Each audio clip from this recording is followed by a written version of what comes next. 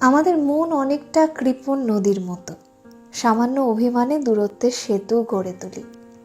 কাছের মানুষ ঘর থেকে বেরিয়ে গেলে কেমন অনায়াসে সঙ্গে সঙ্গে দরজা বন্ধ করে দিই। কাছের মানুষ ঘর থেকে বেরিয়ে গেলে সঙ্গে সঙ্গে দরজা বন্ধ করতে নেই। বিপরীত প্রান্তের মানুষটাকে সময় দেওয়া উচিত, কারণ কোনো অনুভূতি চিরস্থায়ী নয়, আবার ঋতু পরিবর্তন হবেই।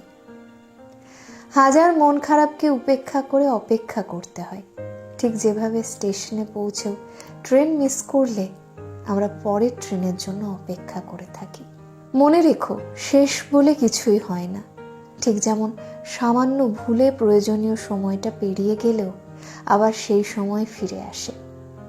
টিকিটের লাইনে একদম শেষে দাঁড়িয়ে থাকা ব্যক্তিটাও ধৈর্য ধরে সামনে থাকলে একসময় কাউন্টারের সামনে ঠিক পৌঁছে যায়।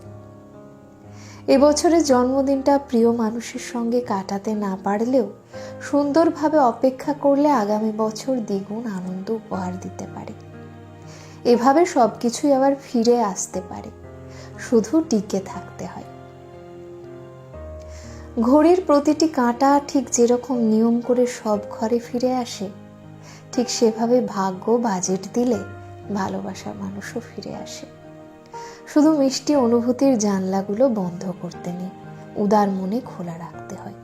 শুধু নতুন নামে সবই ফিরে আসার অপেক্ষা। তবে অদ্ভুত সত্যি হলো, এ শতাংশ খুব কম।